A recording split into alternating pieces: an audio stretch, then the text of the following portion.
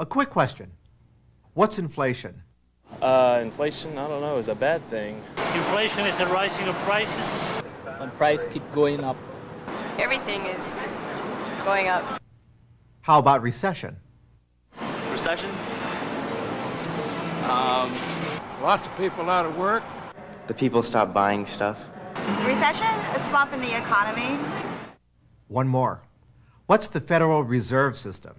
Federal Reserve System, that's something to do with the government. They're trying to control the amount of money that's out in the economy. They probably try to help stop inflation and stuff like that. That's exactly right. The Fed does lots of things, but its most important job is to try and keep the economy growing by fighting inflation. That means keeping prices stable. For example, say you buy a CD today for $14. Next year, the same CD costs $16. Maybe the group is more popular, or the metal in the disc is suddenly scarce. That's not uncommon. A single item can go up or down in price for many reasons. But what if the price of the CD jumped to $20 or $50? Not because of a change in supply or demand, but because all prices were going up. That's inflation. Now, if your income is going up just as fast, it's no big deal. But that isn't usually the case. More than that, inflation makes business and personal decisions extremely difficult. Companies can't plan for the future. They don't build new factories. They don't hire new workers. The entire economy is distorted. There are a lot of different causes of inflation, but one of the most important is too much money. Here's what I mean. Pardon my reach. We gave this high school class some money to spend, $2.50 each, and something to bid on, 3 dozen fresh bagels. 15, that's good. 20. 25. 25, back there for 25, guy in the blue. Another one. Their goal? To buy as many bagels as possible. 25, 30. She's hungry. A 35, you've got it. All right, what about this one? 10 cents, she said. 25 back there. 30 cents, you got it right there. 30 cents, he's got it. 50 cents, you got yourself a bagel for 50 cents. The average price of a bagel, 50 cents. Then we started over. But this time, each student had $5, twice as much as before. Okay, what about this one? It's tasty. He says 80, $1. The lady in front in the blue says $1. Yes, the lady with the whoopee-doo. All right, one more. $1. $1.10. $1 how much? $1.30. $1.40. $1.50. This must be a golden bagel. $2. This time, prices were twice as high. And as we kept increasing the money supply, the price of a bagel went out of sight. $5. Whoa, look at her. She's got $5 here. Can you catch it? Yes.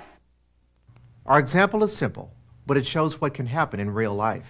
If there's more money around, prices go up. It's the old cliche, too much money chasing the same amount of goods. There were the same number of bagels, but more money. So prices were higher. Because many people and companies are hurt badly by inflation, governments aim for stable prices. Think of all the transactions going on every day, all the people buying and selling things. That's the overall economy. You might picture it as kind of a vehicle going down the road. All those millions of transactions require money. If there's not enough money, the whole system, the economy, may jerk along too slowly. But with the right amount of money, things run smoothly, and prices remain fairly stable. Okay, so how does the amount of money change? That's where the Federal Reserve System comes in. As the country's central bank, the Fed manages monetary policy, meaning it actually changes the size of the nation's money supply to meet a goal that sounds simple, a growing economy with stable prices. But it's not always easy to achieve. The best way to explain it is to look at how inflation works in the real world. Let's go back in time, way back to 1979. It's March 1979. Magic Johnson and Larry Bird meet in the finals of the NCAA basketball tournament. The latest fad? Pet rocks, which do absolutely nothing. Meanwhile, gas prices are climbing. So is the price of food and just about everything else. Everyone's talking about inflation. Even the comedians on Saturday Night Live. Inflation is our friend. For example, consider this. In the year 2000, if current trends continue, the average blue-collar annual wage in this country will be $568,000. But inflation is no joke. In one way or another, almost everyone is affected. I really hate it because you pay so much for so little. We've cut down on food. It's positively discouraging. This is NBC Nightly News. To most Americans, inflation is public enemy number one. Good evening. Prices in the United States during the first 3 months of 1979 went up at an annual rate of 13%. The question is, how long will this go on? Inflation running out of control. The answer? Probably for years. There's nothing in sight to stop it. So while Magic Johnson was winning a national championship, Paul Volcker was worried about inflation. You cannot build economic growth, you cannot build prosperity, you can't build full employment on a currency that is inflating, a currency that people don't have some confidence in. In 1979, Volcker was appointed chairman of the Federal Reserve Board of Governors. The Fed tries to avoid inflation because it causes many problems. Businesses don't know where prices are headed and can't plan for the future. Individuals tend to spend their money faster before it loses even more value. And they tend to save less. The rate of saving in the U.S. is the lowest of any major country in the Western world because saving money is a losing proposition. In 1979, people are putting less money in the bank and are spending money on items like gold and jewelry, which tend to hold their value. The big loser is the overall economy. If you're going to build more factories, if you're going to buy some machines, you have to have some savings. But there's no incentive to save. If you see your savings going up in smoke, so to speak, because prices are rising. What's the use of saving $10 this year if it's going to cost you $15 next year for what you didn't buy this year? So inflation harms the economy in general. 115. And it harms individuals. Runaway inflation really produces people in poverty. Nancy Teeters was sworn in as a governor of the Federal Reserve Board just as inflation was picking up steam. I remember in that period of time, we bought a car, I guess, in '79. We hadn't bought one since sometime in the '60s, and it was real sticker shock. I mean, the same car was going to cost me like 5 times as much. It took me 6 months to get over it. One fear was that inflation could spiral into hyperinflation, as it had in Argentina when the government kept printing more and more currency. At one point, Argentina's inflation got so out of control that consumers rioted against rising prices. October 1979. Mother Teresa is awarded the Nobel Peace Prize for her work with the poor. And the Federal Open Market Committee declares war against inflation. The FOMC includes the 7 governors of the Federal Reserve Board and presidents of the 12 Federal Reserve banks around the country. The committee meets 8 times a year to set goals for the nation's money supply. What they decide affects everyone in the country. In 1979, they had to do something. The alternative of not having done anything, we were pretty sure would be a severe depression, and we wanted to avoid that at all costs. Bob Black was president of the Federal Reserve Bank of Richmond. He and the rest of the FOMC knew there was only one way to get rid of inflation. The choice was to slow the growth in the money supply as a means of easing inflation and trying to set the basis for long-run economic growth. So what the Federal Reserve does fundamentally is control the money supply, and we finally reached a point where we said, look, we're just not going to permit an increase in money supply to support this inflation. That sounds easy. Just issue less money. But there's more to it. First off, money isn't just this green stuff. Paper currency and coins make up less than 1/3 of all the money in circulation. Money also includes all the deposits we hold in checking accounts.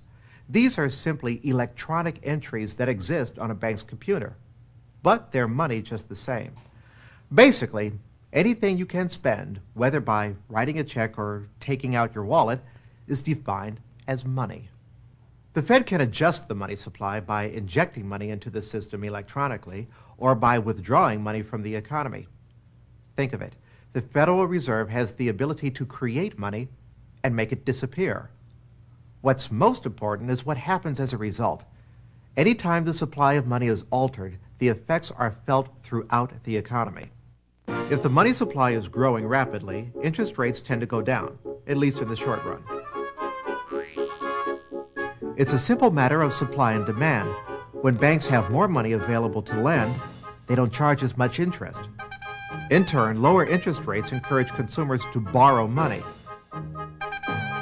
And when people have more money, they're usually willing to spend more for products. Prices tend to go up. That means inflation and all the problems that come with it.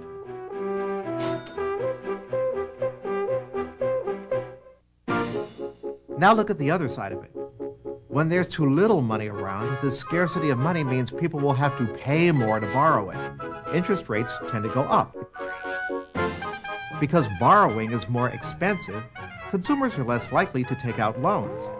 In general, people have fewer dollars to buy things with, and businesses can't raise their prices. Over time, inflation tends to slow down or stop altogether.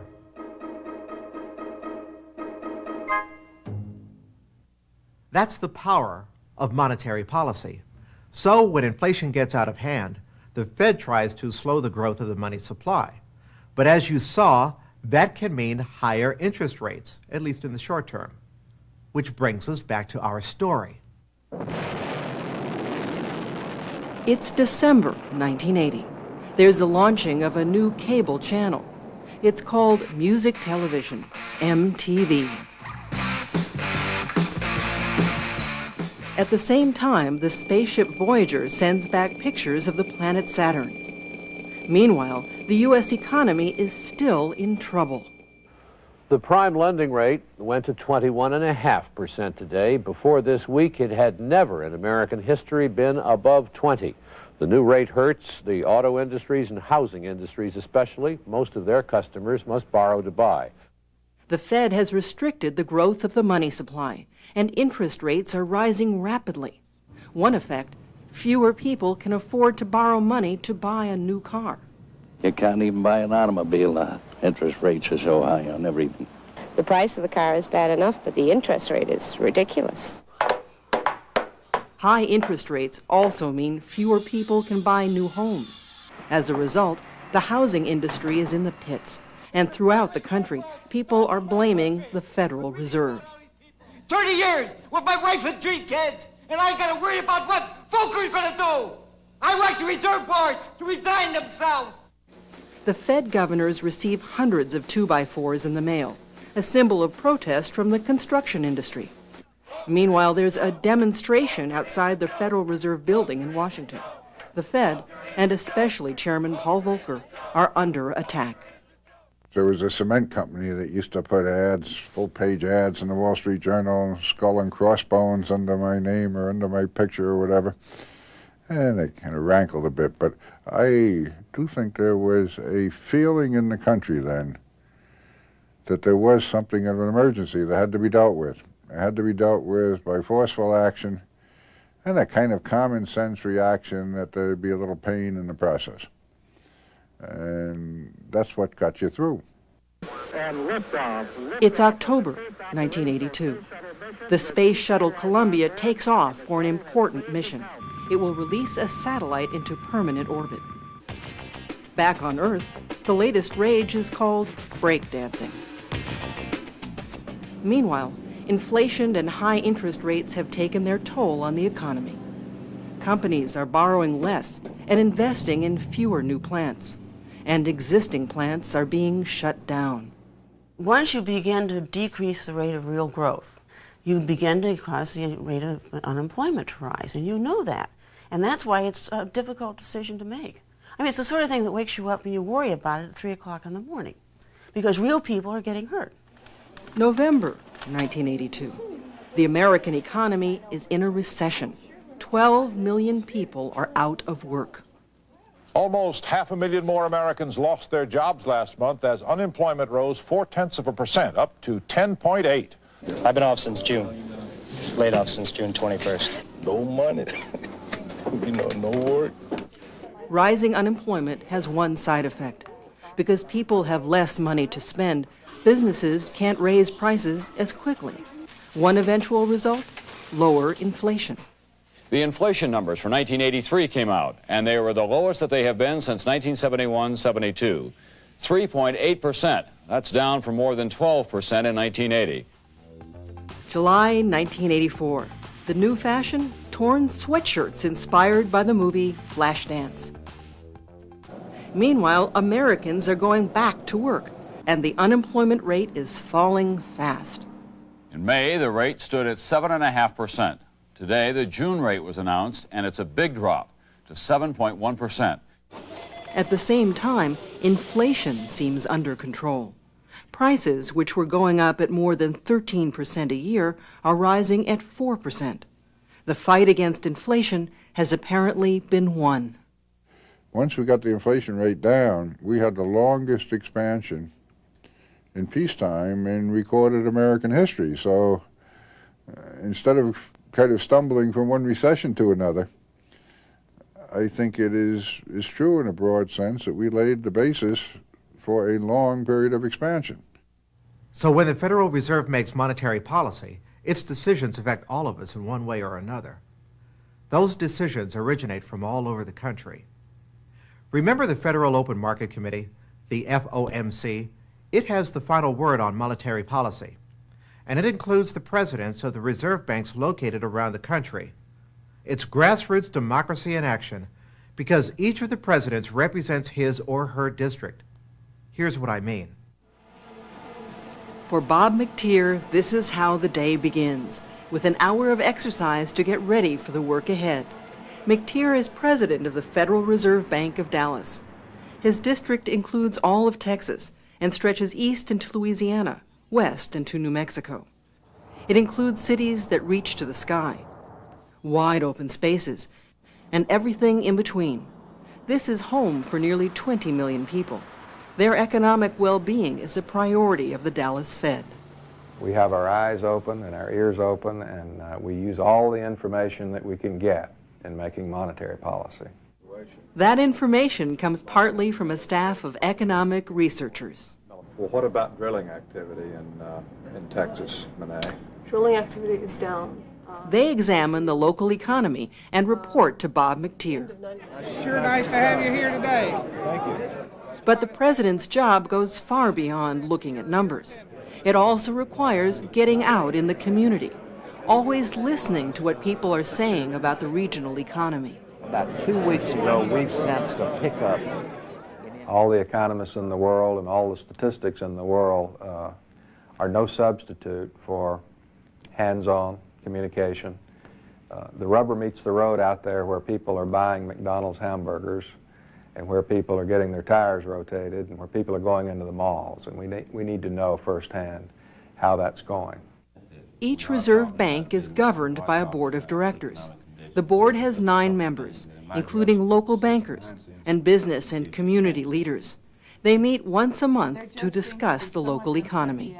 That people are not spending, they're not hiring, and Houston appears to be flat. To sum it up, I would say that the El Paso area continues to be slightly optimistic.